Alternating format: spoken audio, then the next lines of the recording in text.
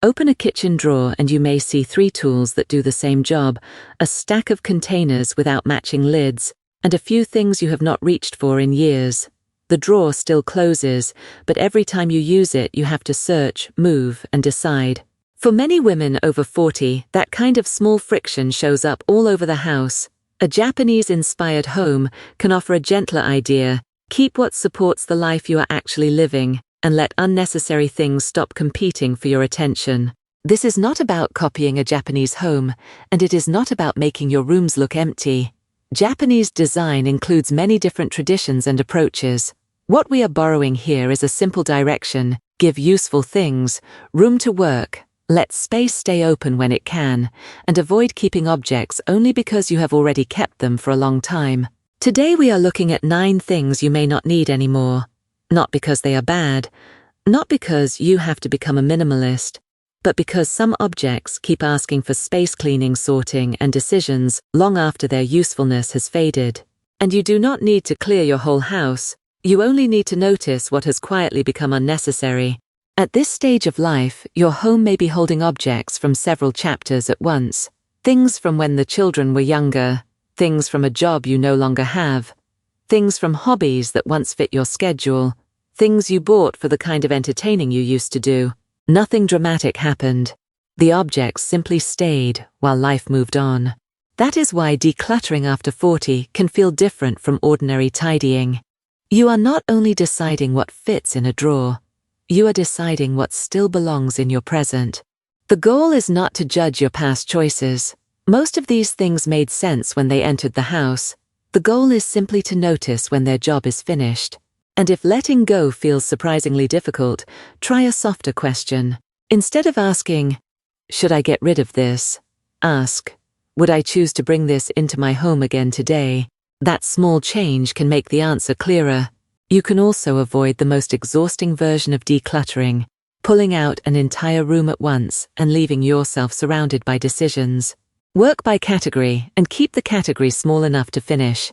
1 drawer of tools, 1 shelf of guest dishes, 1 box of hobby supplies, 1 section of the closet. Completion matters more than intensity. A finished 10-minute decision often feels better than an entire room emptied onto the floor and waiting for tomorrow. Open almost any busy kitchen drawer and you may find this happening. 2 can openers, 3 peelers, several wooden spoons that feel almost identical, more measuring cups than you ever use at once. Duplicates usually arrive innocently. 1 came with a set, 1 was on sale, 1 was a gift, 1 replaced an older version, but the older one never actually left. Over time the drawer becomes harder to use. You move 1 thing to reach another. You see 5 choices when you only need 1. The question is not, could I possibly use this someday? The question is, which one actually serves me best? Keep the spatula that feels comfortable in your hand. Keep the sharp peeler. Keep the measuring cups you naturally reach for. If 2 versions truly make cooking easier, keep 2. This is not about forcing every category down to 1 item. It is about removing copies that have no real job. That matters because the best home systems are the ones you do not have to think about very much. You open the drawer. You see what you need. You use it. You put it back. Simple. A backup can be useful. An extra bottle of dish soap makes sense. An extra roll of foil makes sense. A replacement toothbrush or a spare light bulb can be practical. But there is a point where backup becomes a category of its own. Maybe you have 6 bottles of the same cleaning product because they were discounted. Maybe there are unopened toiletries in 3 different cabinets. Maybe you keep buying replacements because you cannot remember what is already hidden at the back. The issue is not that owning extras is wrong. The issue is whether the extras still make life easier. Every backup needs a place. If the stock is scattered, you also have to remember where it is, what you already have, and what needs replacing. A calmer system is usually easier to see. Instead of asking, "What if I run out?" try asking, "How much is enough for the way I actually shop and live?" For one household that may mean 1 in use and 1 extra. For another, it may mean more because shopping is difficult, or stores are far away. There is no universal number.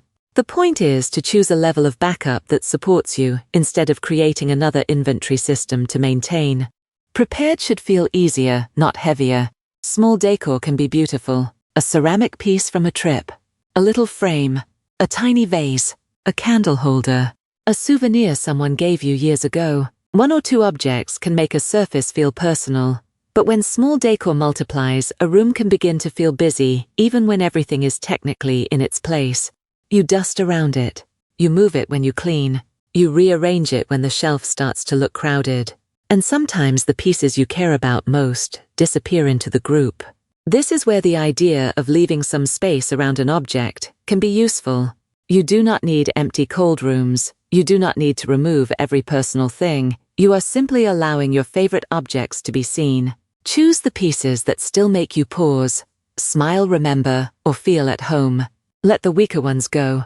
A single meaningful bowl on a console may say more about you than 12 small objects competing for the same surface. Empty space does not have to mean unfinished space. Sometimes it simply gives the things you love room to breathe. This is one of those categories that looks small until you pull everything out. Containers without lids, lids without containers, plastic tubs that have warped, pieces from different sets that almost fit but not quite. So you keep all of them because maybe the right match is somewhere else. Then every time you pack leftovers, you repeat the same little search. Which lid fits this one? Is this the bottom for that top? Why are there 7 lids and only 4 containers? You do not need a perfect matching set. You simply need a system that works without a scavenger hunt. Pair the containers and lids you actually use. Set aside the pieces that no longer have a match. Recycle them where local rules and facilities allow or dispose of them appropriately for your area. Then give the remaining set one clear home. The goal is not aesthetic perfection. It is to remove one small recurring irritation from an ordinary day. Many of us learned that a well-kept home should be ready for company. So we keep 12 wine glasses, even if only 2 people drink wine. We keep a formal serving platter that comes out once every few years. We keep extra mugs for a house full of guests who do not actually visit in those numbers anymore. There is nothing wrong with hospitality. The question is whether your storage reflects the way you entertain now or an old expectation of what hosting is supposed to look like. Maybe friends come for coffee, not formal dinners. Maybe your children are older and family gatherings happen somewhere else. Maybe you prefer simple meals and casual plates. If you love those special dishes, keep them. Better yet, use them. But if they are taking up the easiest cabinet, while your everyday things are squeezed into awkward spaces, the order may be backwards. Your daily life deserves convenient storage. Guests are occasional. You live there every day. Sometimes an object belongs to a previous version of your kitchen. A bread machine from a phase when you baked every weekend.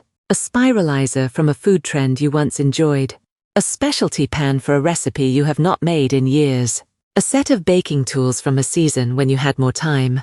These objects can be harder to release because they do not feel like clutter. They feel like possibility. Maybe I will get back into that. Maybe I will make that recipe again. Maybe next winter I will have more time. And sometimes you will. If that interest is still alive, there is no need to force it out of the house. But if the object has been waiting through several years and several seasons of good intentions, it may be worth asking whether you want the activity or simply like the idea of being the person who does it. You are allowed to respect a past interest without storing every object connected to it.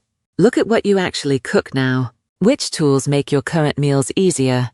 Which ones fit your current schedule, your current household, and your current energy? A calmer home supports the woman you are now. It does not have to keep handing you assignments from an older version of your life. This is similar but often more emotional. Maybe there is a box of scrapbooking supplies from when your children were young, yarn from a knitting phase, craft materials from a project you once loved, equipment from a hobby that no longer fits your days.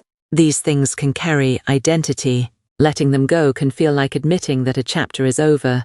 But releasing the supplies does not erase the chapter. You still had that interest. You still made those things. You still were that version of yourself. The question is whether the supplies are supporting your life now or quietly asking you to become someone you no longer need to be. If you still want the hobby, keep a realistic amount and make it easy to access. If you do not pass usable materials to someone who will appreciate them, donate them where appropriate or let them leave in another responsible way. There can be real relief in seeing an old box go and realizing you no longer have to keep a future appointment with your past self. Not clothes that simply need sorting. I mean the pieces tied to a role routine or identity that no longer fits. Workwear from a job you left years ago. Formal shoes you keep even though your life has become more casual. Bags you used when you commuted every day. Clothing for social routines you no longer have. Sometimes we keep these things because they are still good. And still good can be one of the strongest reasons to keep something that is no longer useful to us. But usefulness is not only about condition, it is also about relevance. When you open your closet, the easiest pieces to see should support the life you are living now.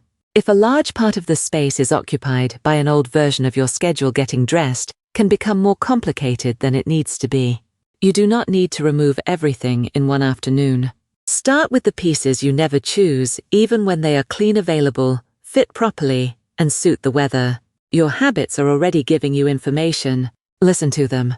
This is the sneakiest one because storage looks like organization. A basket can make a collection look intentional. A box can make an unused category look controlled.